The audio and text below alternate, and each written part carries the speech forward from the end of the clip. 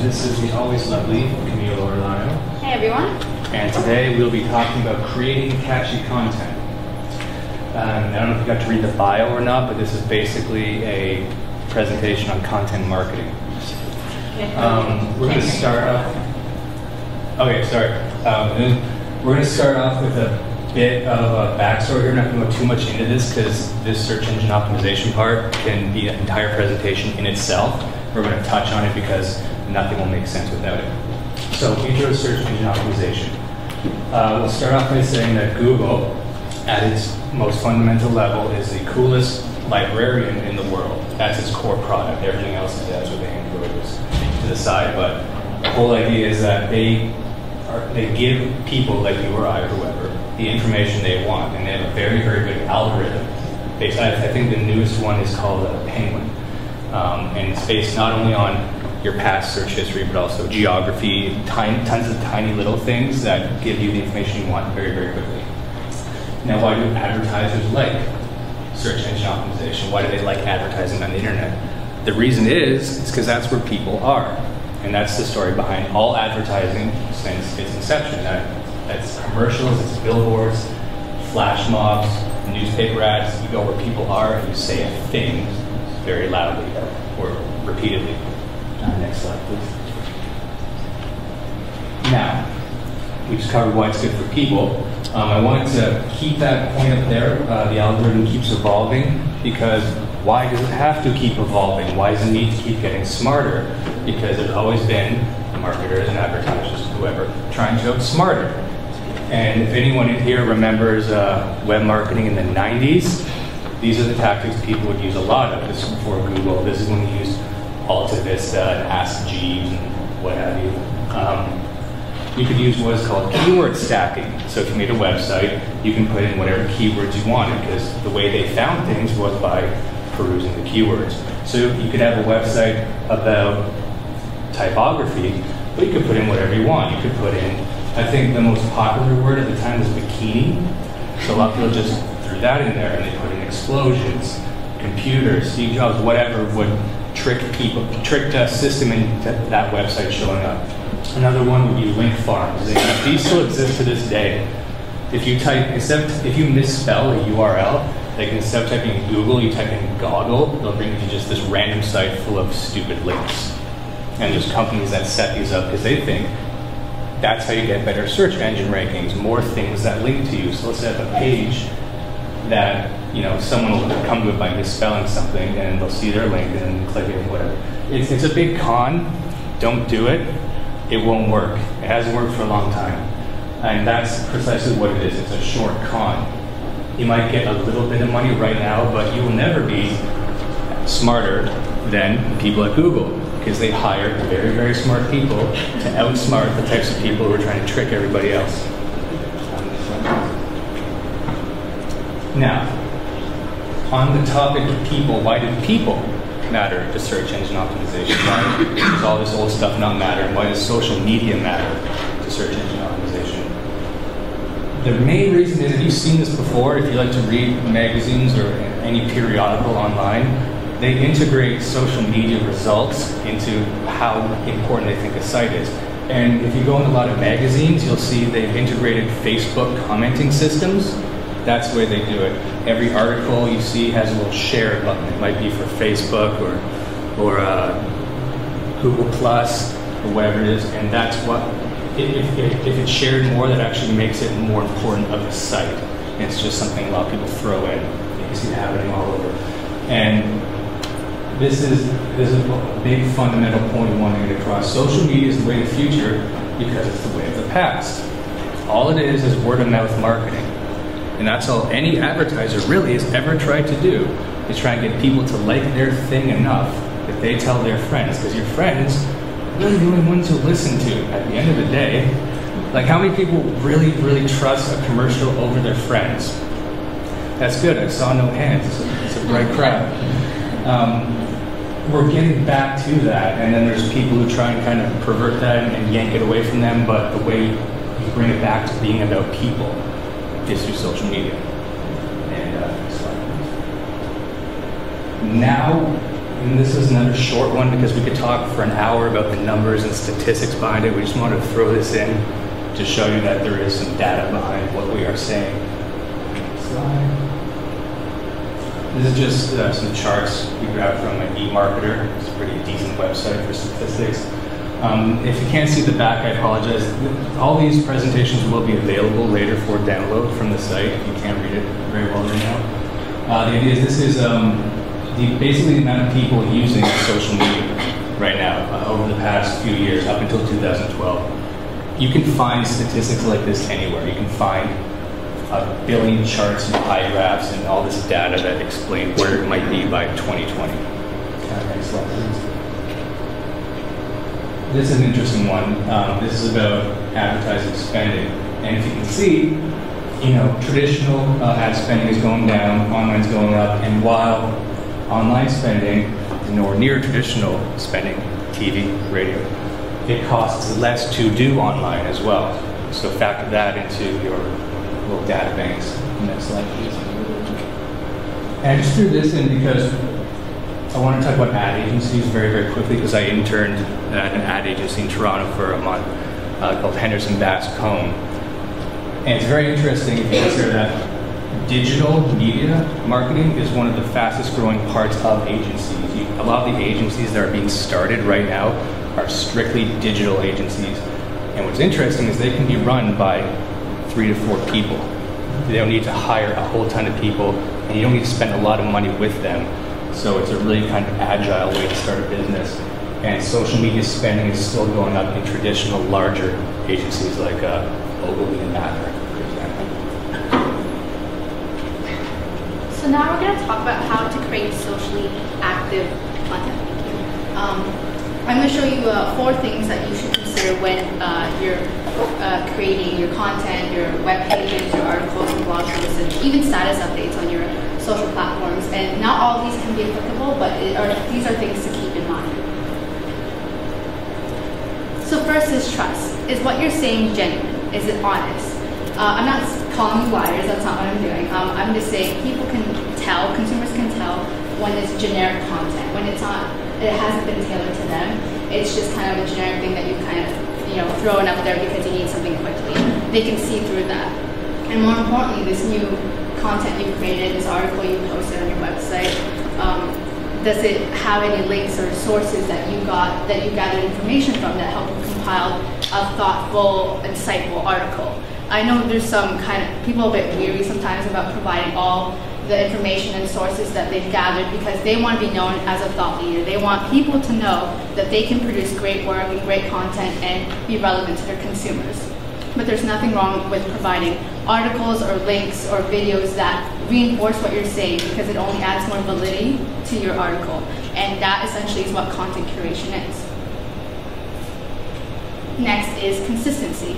Are you consistent in your style, in your tone, in your voice, the way you talk, and the way you write? And as you continue to write for more and more years, you start to develop a sense of style. It's very unique to you, and consumers like that. Consumers they keep coming back to that because they're attracted to it. As well as, you should be consistent in doing updates, especially on your website and your blogs.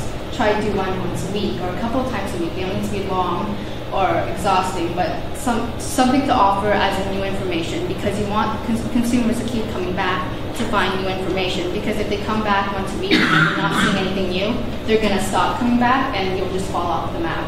They won't think of you anymore. So a way to keep people returning is offering them something new and something useful to them. Next is legitimacy. What we mean by this is before you publish your blog post, really take a good look at the spelling and the grammar and make sure there's no errors, simple errors like that anyone can pick up because that really brings down your credibility if they can't rely on you to provide good, useful information and intelligent information. And as well, make sure it's well written and it's well laid out. You don't want pictures distorted or pixelated because you look unprofessional. You want people to think you're good at something and you're trying to prove yourself by creating all this great content, but it doesn't matter if it's not up to par. As well, try to, in the writing style, try to write closely to what you would see in magazines or newspapers. because you don't want to be too fancy or convoluted or vague or misleading, because people don't like that. They read stuff to learn something new about your product or how to use it. And if it makes no sense, again, there's no reason for them to come back. And lastly is accessibility. Like I said earlier, is it easy to read? Is it too short? Is it too long? You don't want to write something that's 3 pages because you'll lose people's attention. And also make sure you got pictures in our breakup text. And also, can anybody read it? And by that I mean, have you fall into the requirements of accessibility standards? Do you have alt tags for the visually impaired or the browser impaired? By alt tags, I mean when you hover over a picture with your cursor on a computer, there's a little caption that comes up, that's an alt tag. And so now we're just going to look at a few examples. The first one is Buffer, and they're a company that produces an application that allows you to schedule and organize all your updates on your social media. So it's like Hootsuite. And this here is an example of their blog on their website, and they post updates on advice and tips and how to use their apps, and on content curation and copywriting and anything else related to like social media optimization. And they've obviously tailored all their content to their target market because that's what those consumers will be interested in learning about. And they don't update that regularly. They update once a week, maybe once every 2 weeks. Next up we have CareerJoy, and they're actually a local consulting company here in Kingston, and what they do is they provide counseling for people who are in between jobs, or they're trying to transition to a new career, or they just lost a job and they're just tying that part of their lives.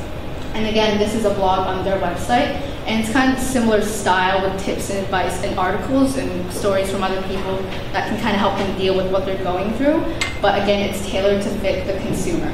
And they actually update quite often, every couple of days. So it's a lot of new information, and they do have a good following of people who come back to their website quite often.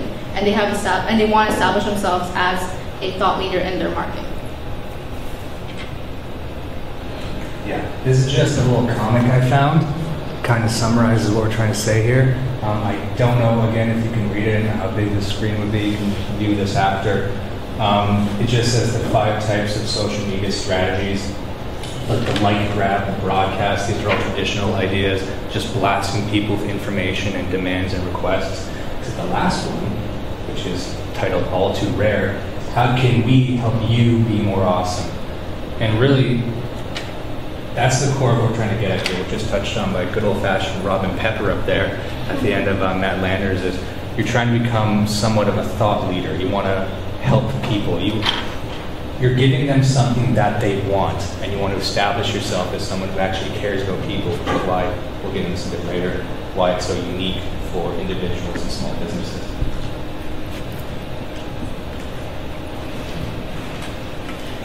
So now we're going to talk about the necessity of branding. So first, why big brands are doing it, doing content marketing and are on social media. First of all, it's because that's where their consumers are. Their consumers are on Facebook and Twitter and are looking more towards a website to get their information on products and services that they need. And it's a way to engage with people on a more personal level and turn them into brand advocates.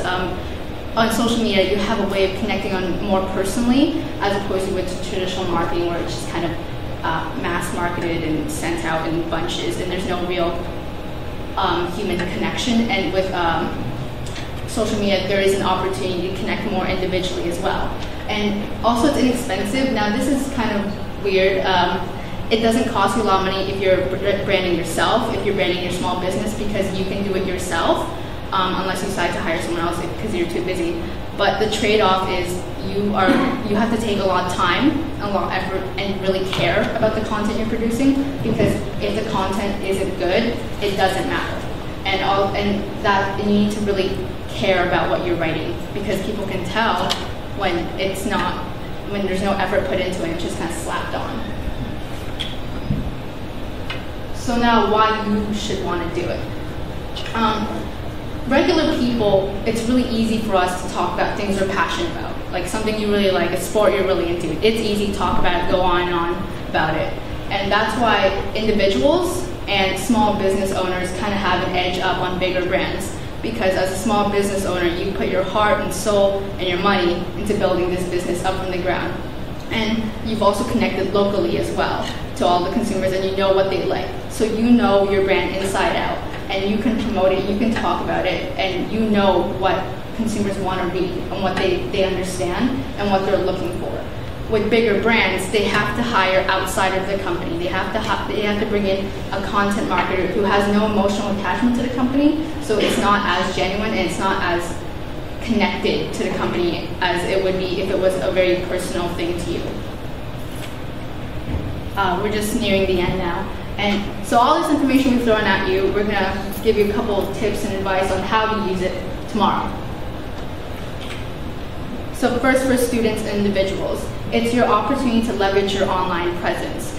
This is your chance to, build your portfolio, create a website, post your portfolio and your resume on there, and create a blog and talk about what you want to be an expert in, and what you want people to know about you, and what you like, the information that you are really good at, like the skills and what you can offer people. And once you create it, don't just leave it hanging there and idling because you've gotten bored or you're too busy. You need to keep expanding and to keep working to make it better and to also well known and to promote it out there. It's kind of similar for small businesses. All those things I just said apply, but now you're trying to attract consumers. And again, this is an opportunity to take the direct marketing model and implement it in social media. And by that I mean not bombarding them with like little letters or flyers. It's more connecting on an individual basis with many people and kind of building a relationship and trust with people. They won't buy from you right away, but if you keep kind of interacting and engaging and letting them know you're there more than just to sell them something, they'll eventually trust you and they'll buy from you, and word of mouth will spread about your brand. All right, I'll wrap this up in a nice little bow. Larger brands, why are they doing it? Because social media and talking to people humanizes the brand, which is something they've struggled with for a very, very long time. It's very hard to actually care about Coca-Cola and see them as something you actually identify with. And they're struggling with that right now with a lot of their digital campaigns. I don't know if any of you saw this.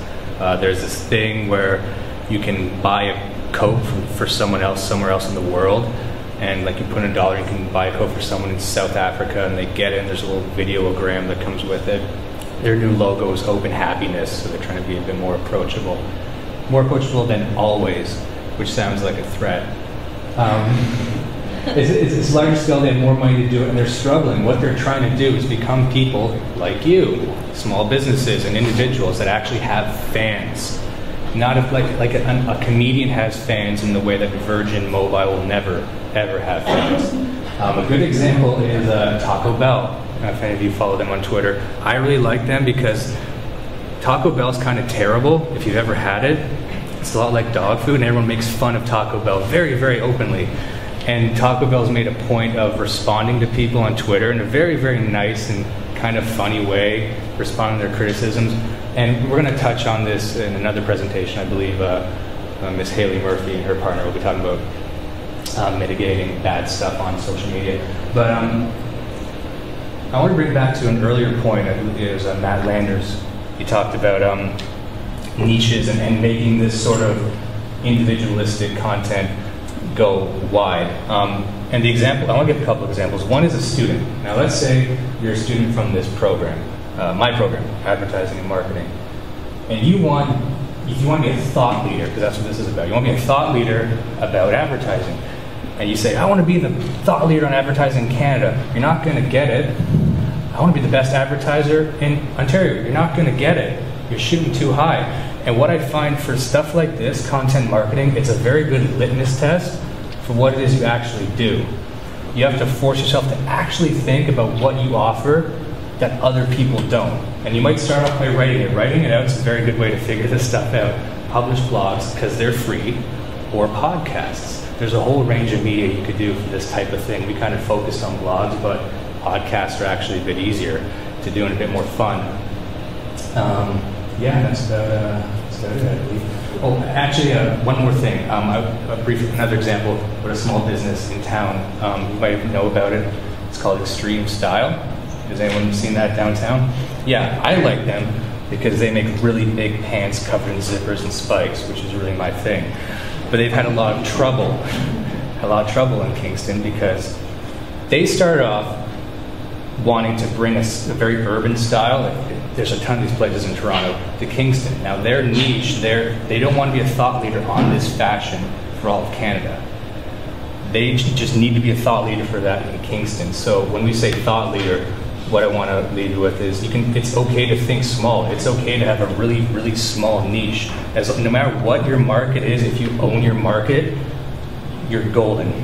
And that brings us to the end of the presentation. Are there any questions? Today, Trevor and I, we are third-year advertising and marketing communication management students. So we're going to talk to you about social ROI, but more importantly, kind of how developing a community on